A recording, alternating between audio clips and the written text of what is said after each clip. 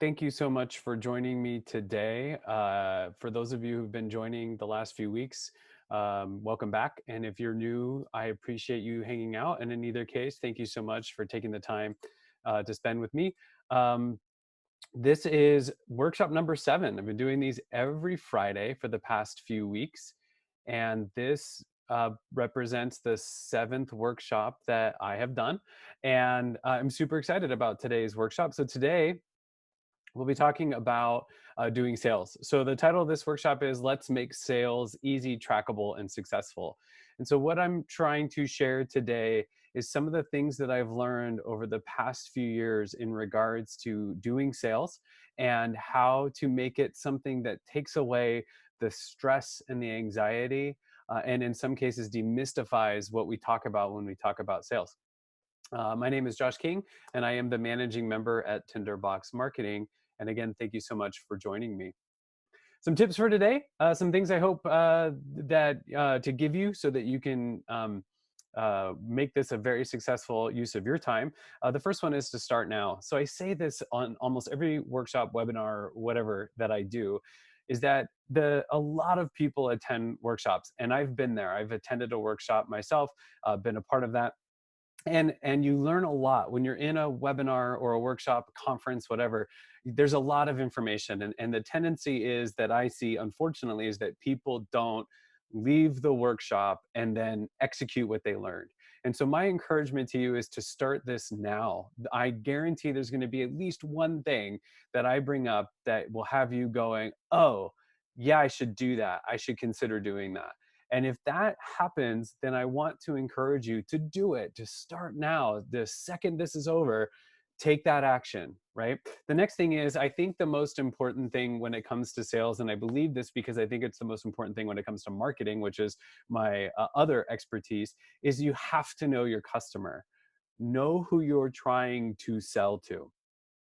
Otherwise, you're going to be spending a lot of time trying to sell to people that don't have an interest in buying your product or service. The next thing is to think about your goals. Think about the things that you want to accomplish. And I'm going to challenge you to create marketing goals, at business goals, marketing goals, and then sales goals, and work with those three as a way to make sure that you're driving success, not just for sales, not just for marketing, but for the business as well. Uh, the next one is to ask questions. I have the chat tool open in Zoom. I have the Q&A also open in Zoom. And then I will do my best to jump back and forth and monitor questions as they happen on Facebook Live. The other thing to think about, and this isn't in the bullet points, is that this workshop is largely aimed at people who are doing face-to-face sales. And I use face-to-face in quotes because right now with COVID-19, we're not doing sales in person in the same way. We're not doing them face-to-face. Doesn't mean it can't happen, right? You can still do things by Zoom or whatever webinar tool you're using. You could do it by phone, by text, by email. But this is aimed at those folks who are doing sales in that way. There is a lot of information that I think is still going to be valuable for other sales environments like retail sales, but just know that the primary purpose of this workshop is to work with people on that face-to-face sales opportunity. So I've been using this example a lot in the past few weeks to just really highlight why I think this is so important, why I think sales is so important, why I've been doing these workshops, and why now more than ever it's important to do these things. And the lesson that we get from history comes from Post and Kellogg's. In the 1920s, Post was actually the category leader in the ready-to-eat cereal market. And that was a relatively new market. So this idea of a dry mix cereal that you added milk to, relatively new. When the Great Depression hit, Post pulled back significantly on their marketing while Kellogg's doubled their advertising spend. They invested heavily in radio, and they were primarily promoting a new product called Rice Krispies, right? Featuring the snap, crackle, and pop. During the Depression, Kellogg saw their profits grow by 30%, and they became a category leader, and that's a position that they've maintained for decades. So yes, that's an advertising story, but the lesson to be learned is that right now with COVID-19, and I just saw the latest numbers, we're up over 14% unemployment. Might feel like the wrong time to do marketing or advertising or sales. but it's the exact right time to do it. Because if you're not practicing healthy sales practices now, if you're not putting into place a good sales process or a sales plan during a depression or a recession or with COVID-19, how do you manage to do that when things are going well? Right? You should be setting really good practices now so that when things return, right, and we can start seeing people face to face, you're not trying to gain back ground that you've lost. You're doing fine, or you've established good practices.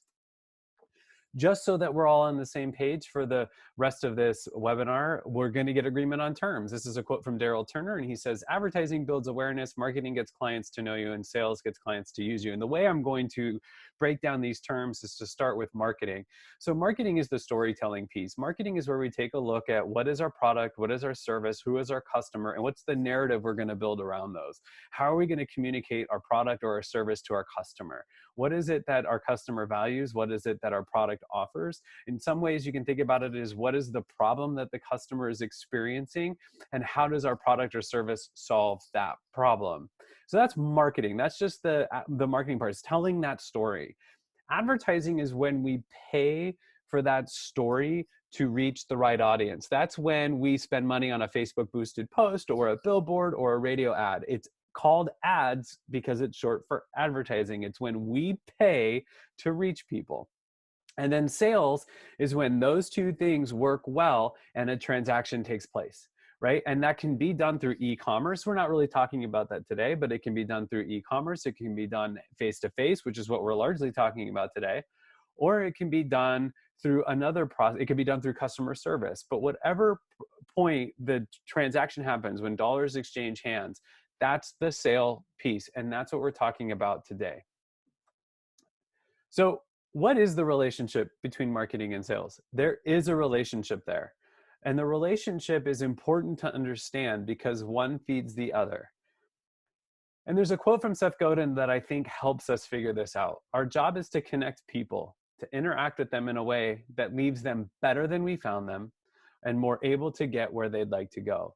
So with marketing, when we're telling that story, we're saying there's a customer and that customer has a problem, and then we have a product or service that solves that problem. We're connecting to people. We're not just coming at them and saying, buy our thing. What we're saying is, hey, look at how we solve this. Look at how we help this. Look at how we're more able to get you where you need to go, right? And our goal is to leave them in better shape than we found them. We're not talking about icky marketing or icky advertising or icky sales. So when we think about marketing, we think about the marketing hub model, right? What is the process that we use? And the marketing hub model looks something like this. Essentially, you have a place where people need to go to buy. That's that centerpiece. And when I've talked about marketing in the past in any workshop or webinar that I've done, or any presentation, I'm typically trying to refer to marketing in this terminology, where you have a place where people need to go to buy. And then you look at all the spokes. That's why it's the hub. All the spokes, all the opportunities that you have for people to buy, to drive traffic, all the opportunities you have to drive people to where they need to go to buy, right? That can be a monthly newsletter, public speaking, all those things. When they get to your website, or when they call you, or when they come to your retail location, wherever your hub may be, that's when the sales process takes place. So marketing and advertising are really designed to drive traffic to your sales process. In some cases, it's more of a slow process, right? It takes time and it's built up over, there's no, in a lot of cases, there's no lightning in a bottle. There's no overnight success. It's a timely process. With advertising, you're trying to speed up that process, right? Get them from point A to point B faster. But in either case, we're talking about what do we do to funnel in? And so if you're just in sales, if you're somebody joining me today and you only do sales, you're just a salesperson for your organization, and I don't mean to say just, but if you're a salesperson as a part of a larger company, then you should take time to understand what is being done to market that business, and how is that business providing you with leads and prospects and opportunities to sell. If you're like me and you're an owner operator, where you not only are the practitioner, where you're providing the service for the customer, but you're also running the business, which means you're also in charge of the marketing, the advertising, and the sales, then you should have those three buttoned down and all working together, looking something like this, where you have gears where marketing is spinning and advertising is spinning and then sales is spinning. And when they're all moving together, you get results. What I hear a lot from a lot of owner operators is that they hate doing sales. They love working with people. They love their product. They love their service. They love making it. They love doing it. What they don't enjoy is getting their product or service in front of people. They don't love that part of the process. And that's understandable. Sales is difficult and it's not for everyone. And that's why I'm hoping with this workshop to be able to take a process-based approach to help you understand that market or sales doesn't have to be this scary, intimidating thing.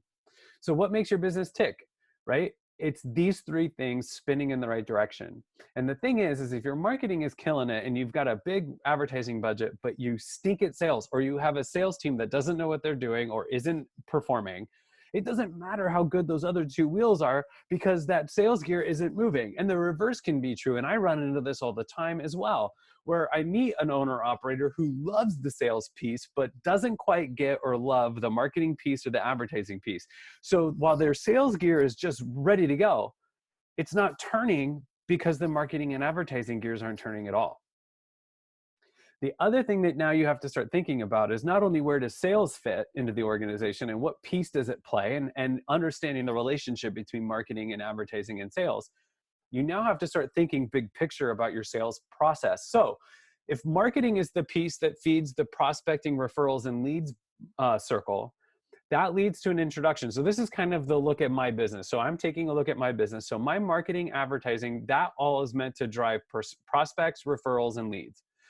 That's the introduction. So once that happens and they've hit my hub, and then the sales process comes into play, the first step in mine is the introduction. So whether they email me through the website or they call me or they're introduced to me, whatever that may be, there's an introduction that takes place. The first thing that I try to do once that introduction has taken place is I try to get them into a marketing review. My offer is I'll take a look at your marketing and I'll give you real feedback, and it's unbiased, but I'll give you feedback on what you're doing to market your business at no cost. At that point, though, you can see they're added into my MailChimp, so they're added into my newsletter. And at that point, I'm also connecting with them or their business or both on social media. Following that meeting, I send that marketing review as a PDF to the client. And at that point now, do they become a client? And then I have a yes or no, right? So if they don't become a client, then I should be following up with them in 6 months and just checking in to see how things are going. If they do become a client, then I have to evaluate, are they a project or a retainer client? And depending on where that goes, now they fall into my onboarding process, and I'll talk about that. But getting a big picture idea of the process, and some people call it the sales funnel. What is the funnel? What is the process where they go from not ready to buy to ready to buy? But mapping that out is an important piece of your sales process. So it helps you know, what does it take to get a customer from A to B? A being not just the prospecting, referral, and lead circle, but being the marketing piece. So what does it take from them to get from their marketing hub all the way through to the onboarding process? So as we're thinking about our sales process in the big picture, what we have to now start thinking about is, what are we hoping to accomplish? We have to set some goals. And goals are important because they help us understand if we're being successful or not, but they also help set the metric for what does success look like, right? And how do we achieve success? It also helps us to keep from feeling deflated. When things don't seem to be going as well, a lot of times it's because we don't have a goal in mind. So we have to think about, first off, what are your primary business, marketing, and sales goals? So if the business needs to generate $500,000 in gross revenue to survive, that becomes a business goal. The marketing goal goes, okay, how many customers do we need? How many products do we have to sell? Or how many service-based clients do we need to generate $500,000 in gross revenue? So then the marketing goes, okay, well, we need, that's, 25 customers in a year. Okay, so now we know 25 customers. Well, out of 100, how many customers buy? Okay, so for my business, the close ratio is, if I meet with 10 people, one person's going to become a client. I have an 11% close ratio, or 10%. So roughly 10%. So if I am only closing one and I'm working off that model, then 100 people who come to me, 10 are going to become a client. So marketing looks at how many, so if I need 25 to meet that goal, how I have to reach 250 people. What effort do I need to, what does marketing look like to drive 250 people to my hub who then convert in the sales process to get a marketing review? Okay, so those are all tied into your sales goals. All of those things are working together to help me understand how to get that business goal by driving marketing and increasing sales. The next one is, I think it's important to have backup goals. And I always tell the story, or I always explain this in this way. Like with this workshop and this webinar, I have a goal of people watching this, right? So that's my primary goal. I actually have 3 goals now with webinars. So my primary goal is people here watching this live on Facebook or live on Zoom. Right? So that's my first one. The second one is, are people watching it after the fact? So every workshop gets put on my Facebook page and it's there forever. But then I'm also doing minor edits and then I'm uploading them to YouTube and then I'm recycling them and I'm adding them to my newsletter. So secondary views, right? So non-live views, that's my next goal. Then my third goal is, did people know about it? So did people know about that I was doing it? Did people watch it after it was done live? And did people watch it live? That's my tier of goals. That is a really healthy way to look at sales goals, marketing goals, whatever, because there's more than one win there, right? So if I get done with this workshop and I see that only 3 people watched it on Facebook and only 2 people joined me live, well, on Zoom, that could be really defeating. But if after this goes live on YouTube, 100 views happen in a week, well, okay, so now I had 100 people versus the first 3 or 5. So having those backup goals. And then the other thing is did people tell me that they heard about it? Did I get the reach and the impressions? And did I do a good job marketing it? They just didn't show up and watch it. So I'm always looking at those as backup goals. The other thing is, you have to decide what metrics matter to you. And there's a blog that'll be linked in the deck. So if you get a copy of the workshop materials, you'll get a copy of this. And it's from Seth Godin. It's called Don't Steal Metrics. So you could Google it and look it up. But Don't Steal Metrics, he basically says you cannot use other people's success metrics to define your own success. You have to come up with your own metrics. What does success look like for you? So for my business, knowing that 1 out of every 10 people becomes a client, meeting 10 people isn't such a big deal. What I have to determine is, what's my client load? Well, my average client load is about 12. And when I look at how many clients I go in and out of throughout a year, whether they're a project client or the relationship naturally ends, I can then work backwards and determine how many groups of 10 I need to keep my new clients coming, right? So I'm able to determine those metrics on my own. But if I looked at a different business, if I said I wanted to be like Apple, well, how many devices does Apple sell in a day, in a week, in a month, in a year? I can't possibly match that. So if I'm looking at somebody else's metrics, I'm going to be looking for failure.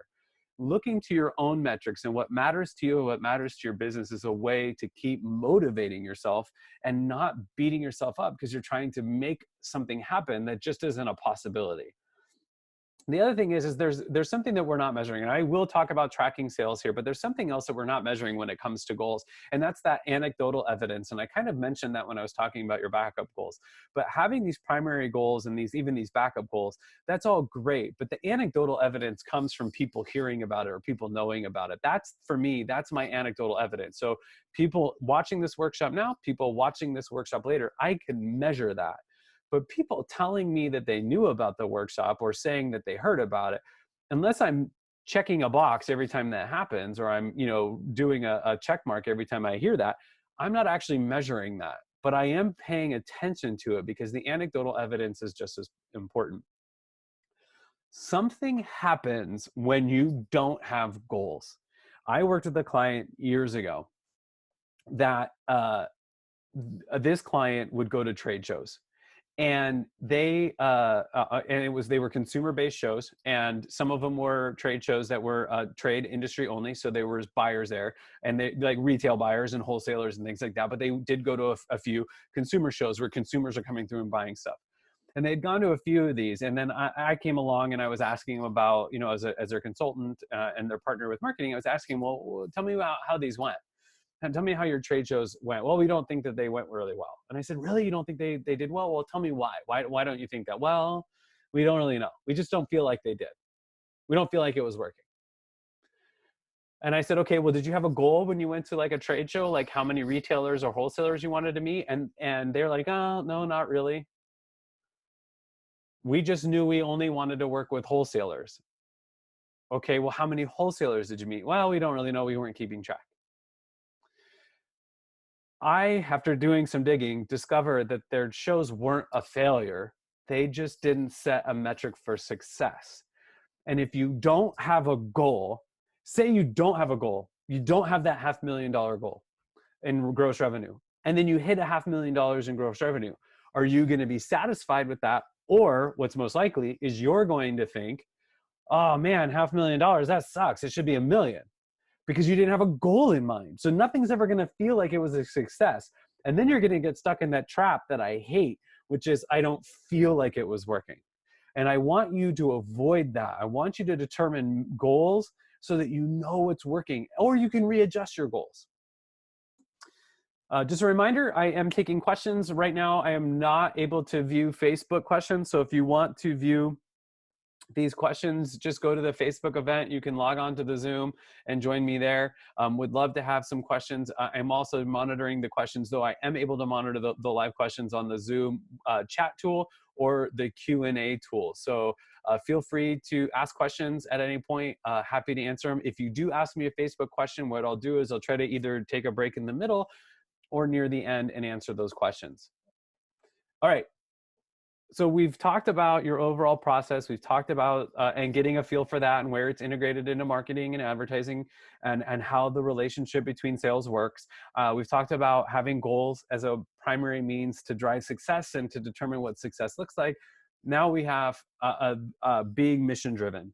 And what I mean by that is having a really good mission statement is an integral part of not just a marketing plan or a business plan, but it is a key part of your sales plan. And I'll talk about why. Tiffany Bova, who is with Salesforce, says this: how you sell matters. What your process is matters, but how your customers feel when they engage with you matters more.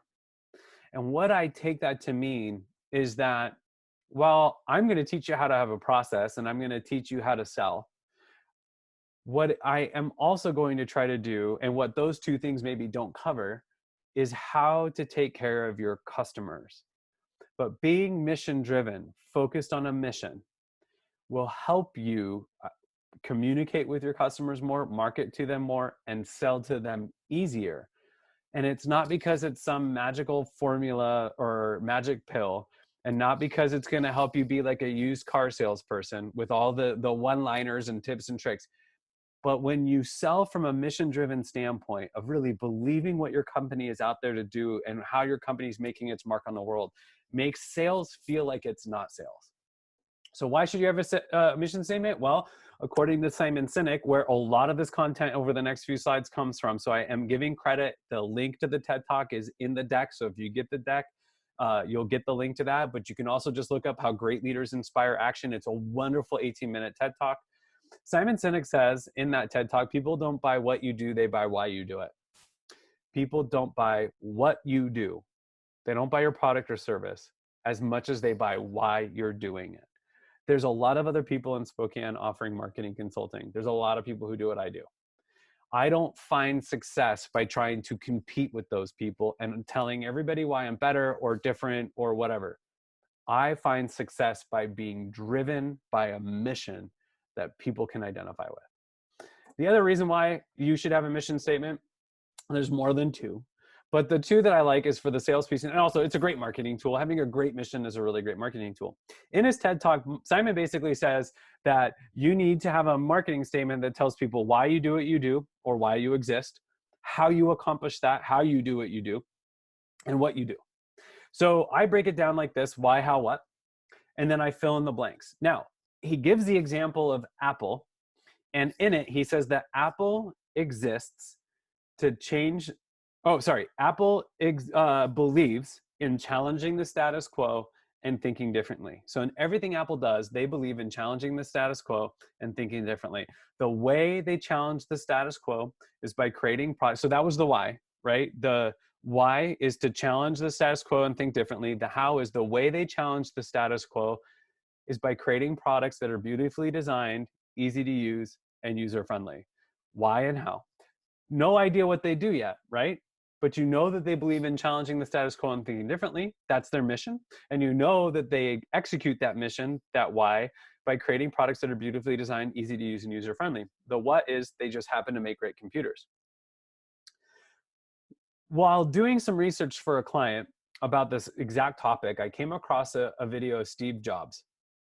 And Steve Jobs is giving a presentation to what I think is the Apple team, and it's in a small. It looks like it's in a college, like a college classroom, where it's like a theater base or theater style. So the seats rise up from the speaker, and it's gallery style or whatever. And he's standing there and he's talking about it, and he's talking about how great brands don't communicate, don't market their product or service. They market their mission. They market their values. And he said it this way, different from Simon, but he said Apple at the core, its core value is that we believe people with passion can change the world for the better. And that's what they went out to market.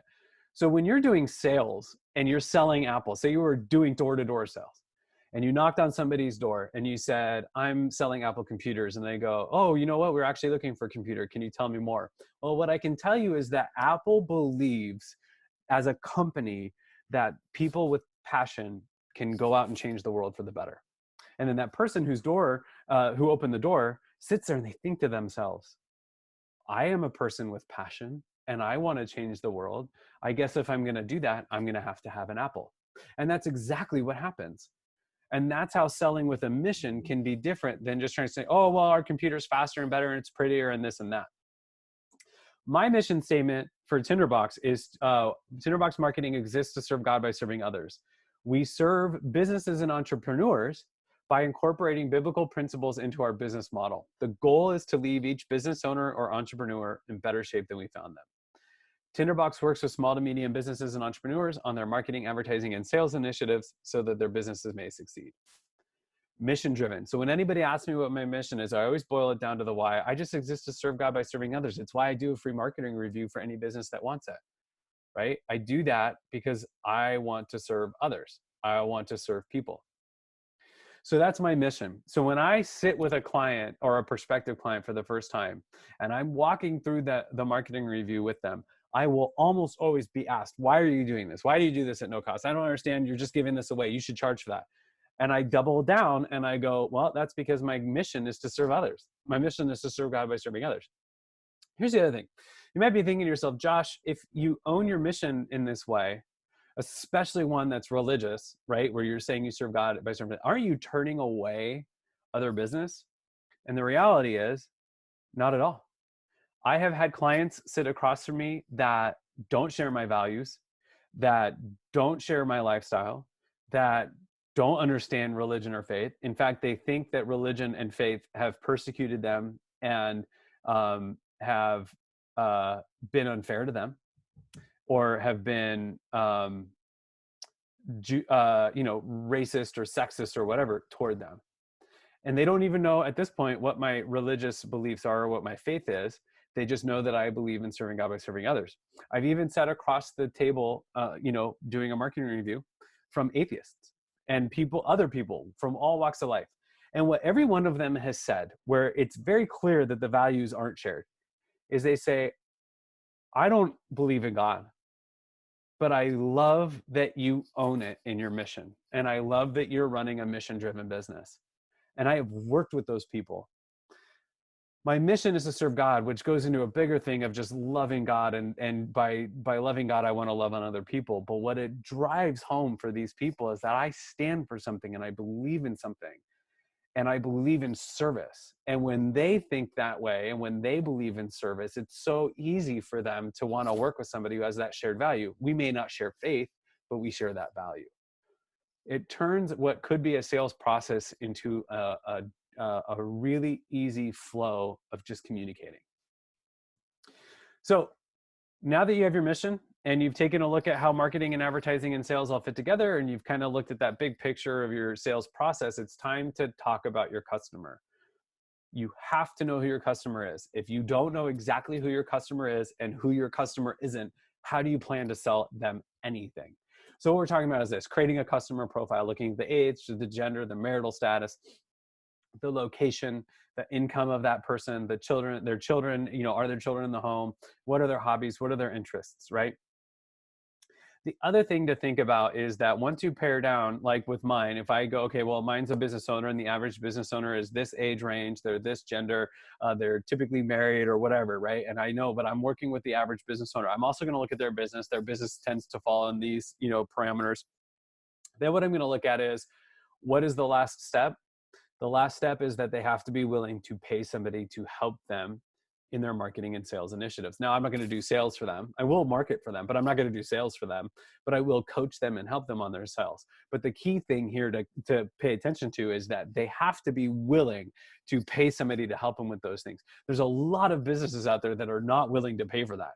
So I'm not going to try to market to those businesses. I want the people. The problem that I solve is that marketing and sales is difficult and tricky, and you need help doing it, right?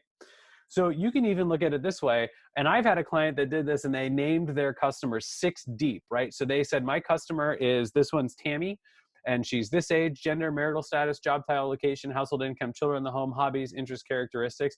And then they have the next one. This is Joe. And then they had Gary, and then they had Sean, right? So naming your customer helps you identify with them. I work with a wonderful woman named Haley Leidig, and Haley does event planning. She planned an anniversary party we had for Tinderbox back in February. Haley named her customer Linda, and knows that Linda doesn't like social media. Linda doesn't like using the internet or technology. Linda gets the Sunday paper and reads the paper every week. And Linda works for a big company, and Linda has been asked to help plan the upcoming company event, and she doesn't have time for it, and so she needs help doing that. So Haley, armed with that knowledge, can more successfully market, but also sell to that person because she understands what's driving that person. Another way to look at it is through the lean model canvas, or the lean canvas, which is a play on the business model canvas. And so the way we're going to look at this is, we're going to look at the right, and we're going to look at the customer segments. The customer segments are the people that we're going to sell to. So this says list your target customers and users, and then it wants you to take a special note and pay attention to the early adopters. Who are the people most likely to be first in line? Then what the business model canvas says is, or the lean canvas is, what is the problem, right? And it says list your top 3 problems, but it's the problem of your customers. What are the problems that they are facing? So for my customer, it's marketing is difficult. I don't know how to do sales, and I don't understand advertising, right? Or I don't have the time to do marketing. I don't like doing sales, and I don't have an advertising budget. Like, those are the problems. Then what you're going to look at is, what is the solution?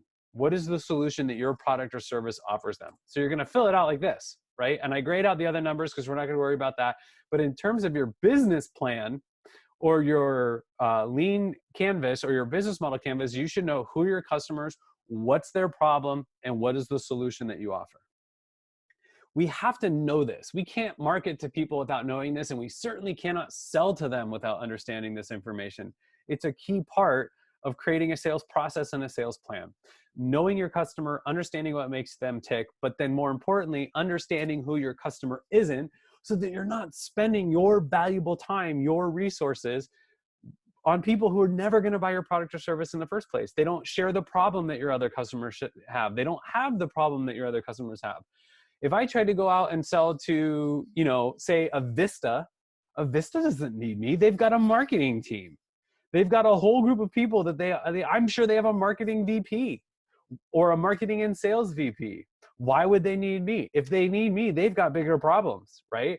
So they may have marketing problems, but they're going to rely on their team. The solution is their team. I'm not their solution.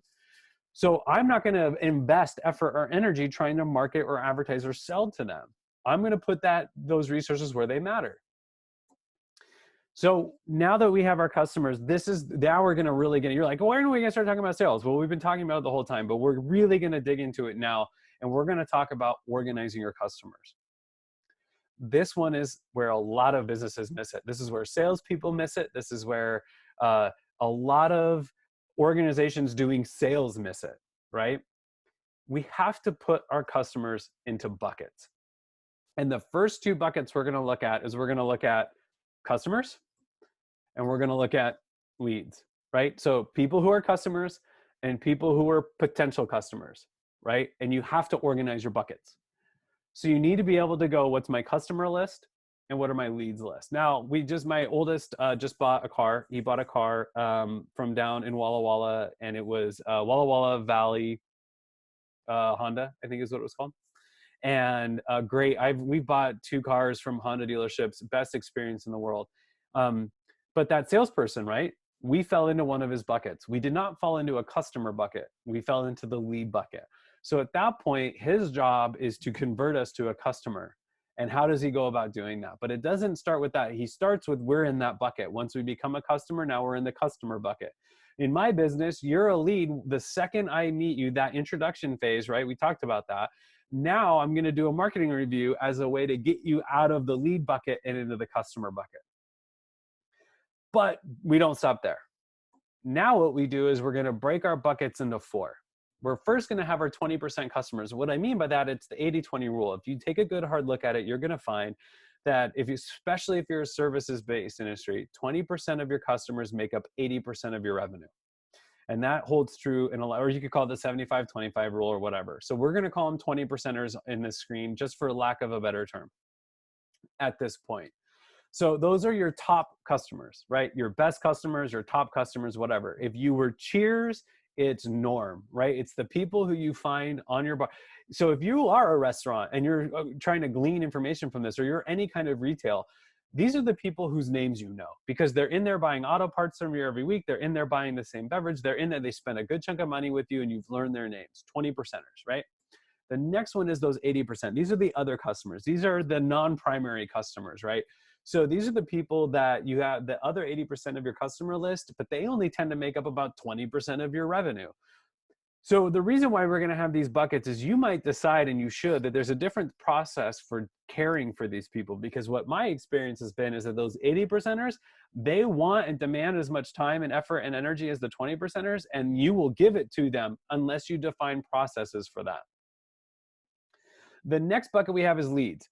These are what I mean by leads in this bucket is these are people who are really close to becoming a customer. Now it could be an 80%er, it could be a 20%er, but these are people that are really close. And then what we have are prospects. This is like a list of people that you need to follow up with, or people you want to reach out to, or, you know, it's like say you went to a conference or a trade show, right? You're that client I was mentioning earlier, and you got 50 business cards when you were there. And they're all now prospects. But of those 50, 5 were like ready to order, but they haven't ordered yet. So they're a lead. They're not a prospect. The prospect is the other 45. So now what we're going to do, we were thinking about our buckets, is we're actually going to create a roster. So this is a lineup card. I sourced this. This comes from Wikipedia. This is a batting lineup card from the St. Louis Cardinals. You can see it comes from 2001. Albert Pujols is on there. There's some names like that, right? Some names you might know. This is their batting order. So what he does is he prioritizes, their manager prioritizes the people in the batting order based on skill, right? It's not always based on who's better at what. And sometimes it is. It's notorious that the cleanup hitter is the 4-hole hitter, right? So the person batting number 4, their goal is to get the batters from 1, 2, and 3 home, right? So say batters 1, 2, and 3 got on first, second, and third. Number 4 is cleanup. That goal is to get them home, right? So they are prioritizing these batters in an order of importance. Just depends on the strength of the other team. We're going to do the same thing with our customers, but we're going to do it this way. And this is a sheet that I will give you. There's a link to this. It's a Google spreadsheet. I can also send it to you by email. If you want this information, just email me at josh@tinderbox.marketing. That's josh@tinderbox.marketing. We're going to call them 4 different bucket types. We're going to call them all-stars, bench players, bullpen, minor leagues. Your all-stars are those 20%. So what we're going to do is we're going to name them out, and you can have more than 10. I just gave 10 to start, but you're going to do client name, and then you're going to do contract amount or dollar amount. If you are Cheers and you want to know, you figure out what does Norm spend with you in a year, and you're going to just put what he spends. So client name, contract amount, right? And you're going to list out your all-stars. These are your 20%ers. Then what you're going to do is you're going to list out your bench players, right? Who are those 80%ers? And you're going to list out their name and their contract amount. Then you're going to break out your leads. Your leads are your bullpen, right? Those are people who are ready to go. Their arms are warmed up, but they're not in yet. So we're gonna list your bullpen as your leads, and then your minor leagues are your prospects. That could be 100 long. And what you can do with these two is, while I still put contract amount, you're going to put in there that what you guessed it to be. It's called forecasting. And I don't actually use forecasting at all in this workshop because we're doing it here. And if you did this, you could even add a line item underneath number 10 and add up how many dollars are in your all-stars, how many dollars are in your bench players, and you could get a feel for what your revenue is. Then how many dollars do you think are coming out of your leads or your bullpen, and how many dollars do you think are going to come from those minor league players? Now you have your clients and your prospects organized. It's time to take a look at your sales process again and develop a client maintenance plan. So this is for active clients. So for you, do you have regular meetings or check-ins with them? And if you have check-ins, you got to set your schedule for what that looks like. So at this point too, you've got to consider, are you doing deliverables, right? What are you offering? What are you selling them? So if your cheers, deliverables is just making sure there's beer. If you're like me, this is the terms of the contract. Right? At this point, I also recommend that when you're working with an active client and you're doing your regular meetings or check-ins, at a halfway point, it's probably a good idea to communicate with that client that you're at the halfway point, right? Don't want to pull any punches. You want to let them know. And then what you need to consider is, when they're done and that contract is satisfied, what is your offboarding process? Do you send them a survey? Do you connect with them on social media? Do you send them a thank you note? Do you take them out to dinner to celebrate or buy them drinks? But here's what's really important. Are you asking for a referral or are you asking for a review? And a lot of people in sales miss that. And so I hear this all the time. Well, you know what drives my business? What drives my business is referrals. Okay, great. How many referrals have you had in the last few weeks? Oh, not as many as I'd like. Cool. Are you asking for them? No, I'm not. Why not? Why are you asking for them? You know what would really drive my business is reviews. If I have more reviews, I get more business. Cool. When clients are done working with you, are you asking for reviews? No. You have to understand what your active client process looks like, and we call it client maintenance. Now, this is a very bare bones. You could dig way into it. I've done these maps for clients where it's like super detailed and super in depth, and that might be where you end up. But for this workshop, we're just kind of sticking to the basics here.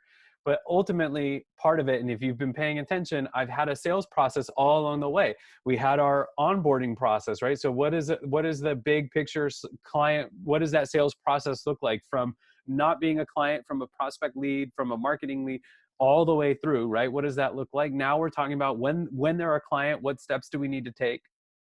So we're constantly developing our sales process.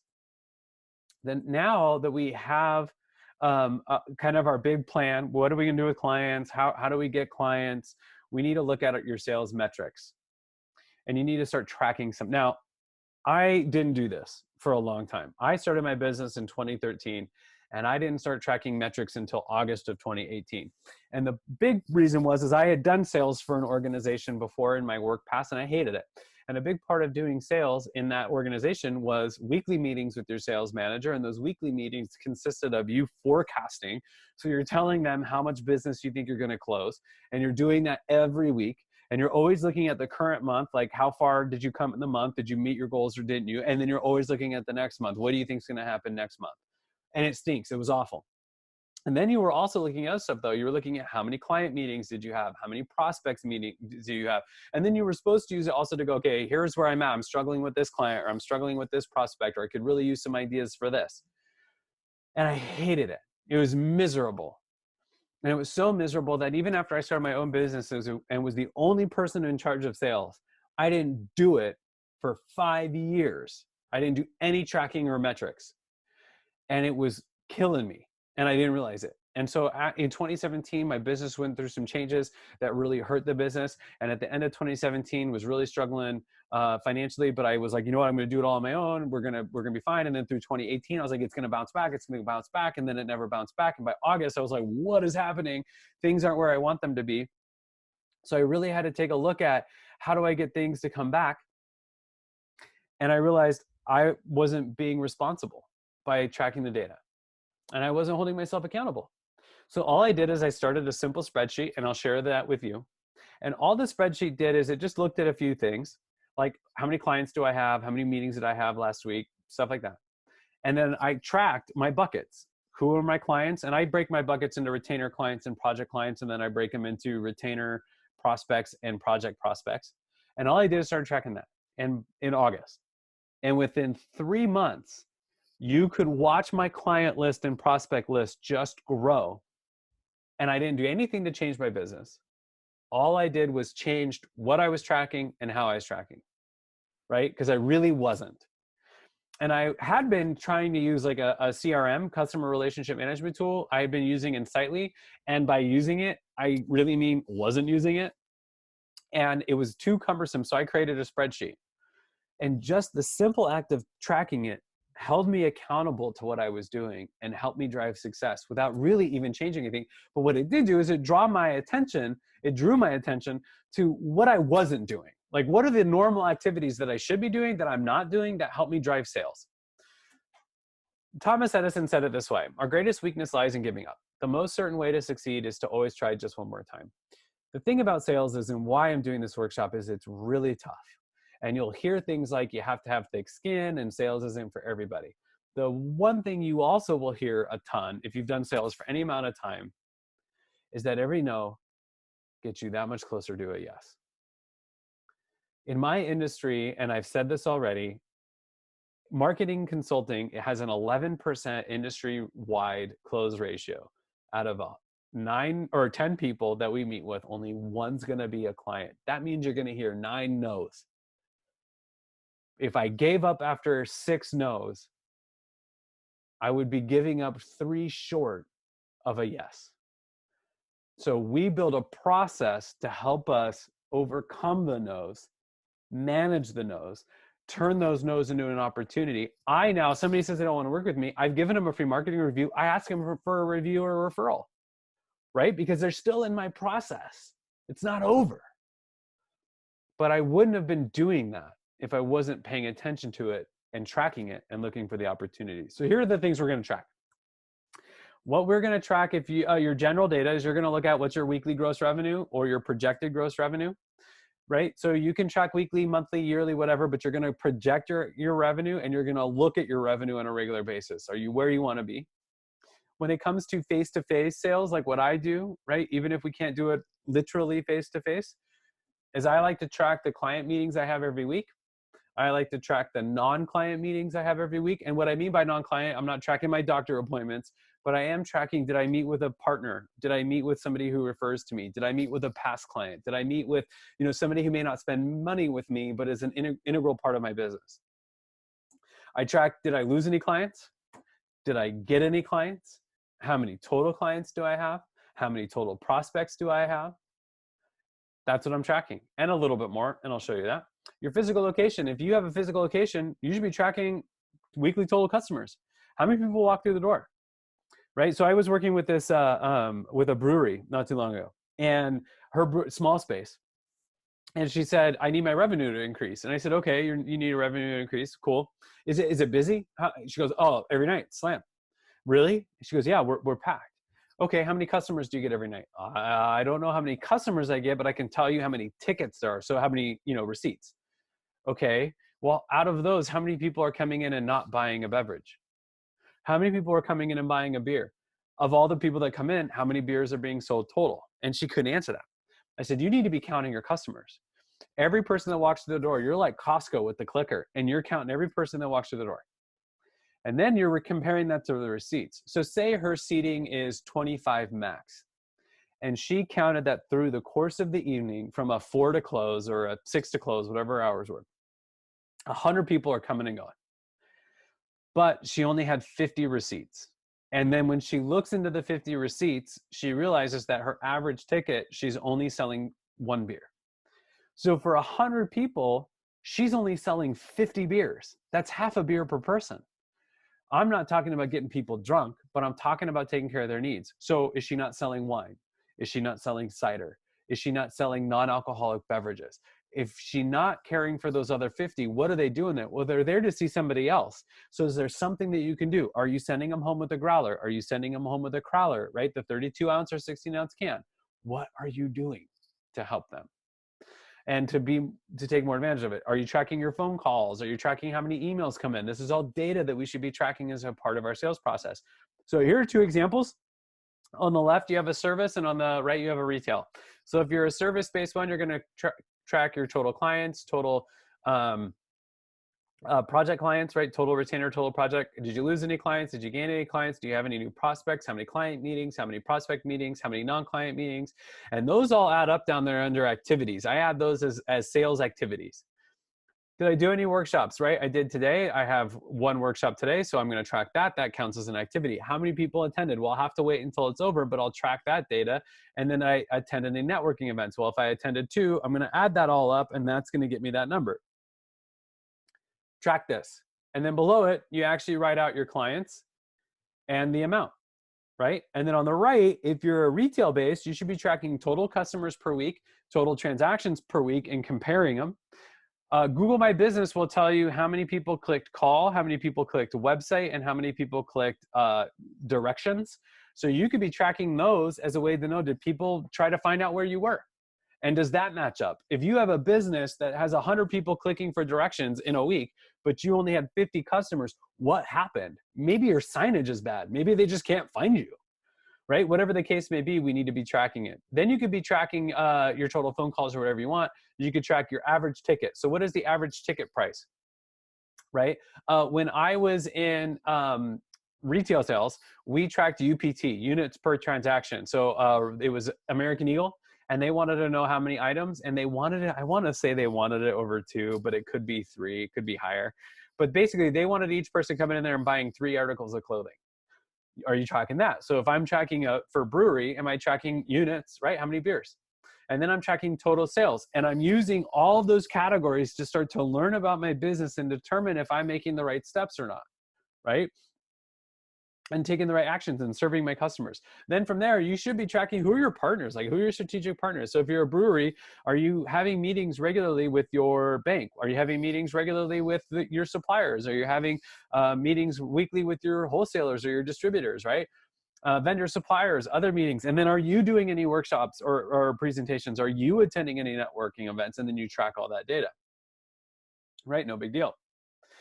I am going to bonus you here and say that you should be tracking your marketing and advertising data as a way to support that sales data. Now, both these spreadsheets will be available to those who want them. Along with this deck, all you have to do is email me, josh@tinderbox.marketing, shoot me an email, and I will send you all the workshop materials.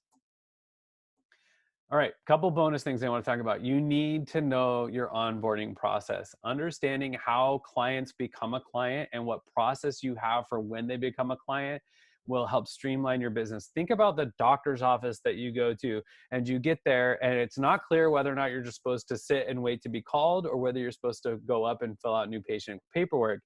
Is that doctor's office sending you the new patient paperwork ahead of time? Or are you having to get there and then they're saying your appointment time is 3, but really it's 2:45 because you're going to have 15 minutes and really a half an hour of paperwork that we didn't tell you about. That's the onboarding process we're talking about. Your business can have it. So this is one I borrowed from a current client. The names have been changed to protect the innocent, but this is their onboarding process. So on one line, they have their contract process. So is the contract signed, then they invoice, then they receive payment, and only then do they review and start on deliverables. But while they're going through that contract process, while you're going through that, your contract's being signed, you're getting the invoice sent, you're waiting for payment, you could be requesting the background information that you need on that client. So when I'm working with a client, I need like their logo, and I need their graphics, and I need pictures, and I need. So while I'm waiting for that, and my process is similar, while I'm waiting for that, I'm also getting that background information. I'm setting up any client documentation that I have on my part. It's not a lot of work, but it's streamlining the process. And then I'm working on the deliverables once I receive the payment. So at that point, they've become a client, right? At that point, so payments received, I review the deliverables, they become a client. Now I'm going, is it retainer or is it a project? And then I'm executing deliverables, right? But it's an onboarding process, and you could get even more detailed. And the reality is this client's process is a lot more detailed than this, but I just want to give you that bare bones one, right? So you know where to start. And I love doing it like this. If you can't do it in a Keynote or PowerPoint because you don't know it that well, whiteboard it, get a pen, right? Whiteboard it. The next thing that we didn't really talk about is prospecting and leads, right? And while this workshop isn't really designed to give you all the tips and tricks on how to do sales, I'm not about giving you one-liners. I'm about giving you the tools. And believe me, if you follow all the steps that I just gave you through now, sales is going to be so much easier because you're going to understand, what do you have to do? What's the work that has to be done? But I do want to give you some prospecting and lead tips. So this quote, I skipped too far ahead. Practice is just as valuable as a sale. The sale will make you a living. The skill will make you a fortune. So you got to practice what you're doing, right? You got to practice sales. Every no is not a no. It's an opportunity to learn, to get better, and to enhance what you're doing. And I'll tell you what, that is not me in the picture, but if COVID keeps going the way it is, by the time I'm done, my beard might look just like that gentleman's. So what's your prospecting process? So before they become a prospect or a lead, what you have to do is determine what are all the ways that they can become a lead. Now, this example is based on them being a LinkedIn contact, or being met at a networking event, or being met at a conference, or being met through referral, or one of several membership organizations that you could be a part of, whether it's a chamber of economic development. Now, mine is largely fed through speaking, right? Public speaking. So workshops, webinars, right? Presentations, all of that. That's how I get my leads. But you have to determine what are the places that you're going to go. If you're cold calling, then you need to understand that, right? You have to understand, what does cold calling look like? How do you source leads? Are you getting them through the paper, from other advertisers? How are you finding them? Once they become a prospect or a lead, now I can add them on LinkedIn. This is part of my process. I can add them to my newsletter. I can follow them on Twitter, or whatever the case may be. And then at this point, I follow up with them, right? So they're a lead. So do I follow up by email? Do I follow up on LinkedIn, or both, right? How do you do that? The next piece is, now I set the appointment. Just by getting this process down, I'm taking out all the fear of this, because it's a process. And you look for all the opportunities to still connect with them. Just because somebody says no to me as a client doesn't mean I can't turn around and send them a newsletter, or they can join me on a webinar. I have a great relationship with Mountain Dog Sign Company. They've never spent a penny with me. I've never spent a dime with them, but we are constantly helping each other and supporting each other. They've become a valuable asset. They came through my lead and prospecting process. They went through my marketing review. They told me no. It didn't hurt my feelings, because I have a process and I understand that there's value in that, even if they don't spend a dime with me. So at that point, I go, do I set up an appointment? If they set up an appointment, that meeting is to determine the nature of the relationship. And then they either become a client or said no. If they say no, I'm going to ask them for a review, right? Before that, I'm going to ask for referrals. And even if they say no, I'm going to ask for referrals. If they say no, I'm going to follow up in 6 months. And if they say no, I'm going to email or phone call after that in 6 months. If they become a client, it's an onboarding process, right? Simple. The next one is your incoming call or warm call. Now, or incoming cold call or warm call. I'm not suggesting that you go out and do cold calls. I don't like it. I'm really advocating, I hope that showed through this, a process where marketing is doing its job and you're getting leads and you're understanding how to do that. But in the case that you're doing such a good job of doing marketing and advertising, you will get incoming warm calls and or cold calls. And a warm call is just they know who you are, or you know who they are. A cold call is they just know who you are. So what happens when either one comes in, you'll notice I ask, how did you hear about me? Or you say, is this a referral, right? If it's a referral, you send a thank you to the person who referred you. And then if you're asking how they heard about you, you're tracking that data in your marketing plan so you know what's working and what isn't. Again, at this point, I'm going to add them to my LinkedIn, my newsletter, or whatever. And then at this point, I'm going to set up an appointment. If they don't want to set up an appointment, which would be weird, I don't know why they wouldn't, but life happens. Like, for example, I was supposed to meet with a storage facility, right? The owner of a storage unit company. And COVID-19 hit. We didn't meet. It's not a big deal. We'll follow up later. So no, they may not meet. Yes, they meet. We set up the appointment, and then we walk through the process, right?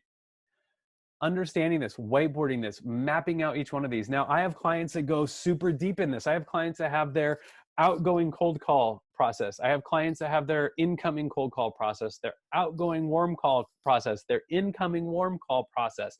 I have clients that have a dream board where they just create a list of businesses and clients that they would love to work with, and then they create a process for how to reach out to those folks. That is still a cold call, but what they're really doing is they're identifying this is like the ideal client. Like, I have been saying for years that I would love to work with a brewery or a tap house because then I could get free beer, right? Love it. So having a dream board's an okay part, but they've mapped that process out too. This is a model. It might look busy, but once you walk through it, it's not that scary. And it helps create a process so that you're not thinking about it. You're just going through the steps. And when you're going through the steps and you know it's like a decision tree, they said no, okay, now I do this. It doesn't mean as much. It doesn't feel so bad. They said no, no big deal. I know what to do next. Right? So that brings me to the end of the workshop. And I always try to leave some time for questions. So before that, if you'd love to connect with me, I would love to hear from you. You can email me, josh@tinderbox.marketing. You can head to my website, tinderbox.marketing. You can tweet me. You can Facebook me. If you really want, you can even jump on LinkedIn. I'm pretty active there. So feel free to connect with me at any time. Would love to hear from you. If you still have questions, comments, concerns, whatever, use the Q&A tool on Zoom, or feel free to use the chat tool. I'm going to jump out of this and check Facebook here in just 1 second. But I wouldn't be doing myself and my own business a service and my sales process a service if I didn't remind you that at any point in time you want somebody to take a look at your marketing. By all means, I would love to do it. Feel free to reach out to me. No strings attached. You have nothing to lose. I really do try to give unbiased feedback on what you're doing to market yourself, what you're doing to advertise, and help you, point you in the right direction, tell you what you're doing well, and tell you where maybe you have room to improve. So on that note, I am going to hang out and take questions. So if you have any questions, would love to hear them. So feel free to ask questions at any time. Okay, well, anytime you want to get in touch with me, feel free. You can email me, josh@tinderbox.marketing, or go to my website. That's tinderbox.marketing. No .com. If you do the .com, that's going to send you somewhere else, so don't do that. Tinderbox.marketing. It is 2020. You can buy fun domains now. I really appreciate you joining me today. I really hope you found it valuable. If you're somebody watching this after it's gone live, please feel free to reach out to me as well, josh@tinderbox.marketing at any time. Would love to hear from you. Hope you found this valuable. And I hope you're staying safe, that you and your family are staying healthy, and that you're taking care of yourself. And please feel free to reach out for a marketing review if you would like some help taking a look at what you're doing. Thank you so much for joining me.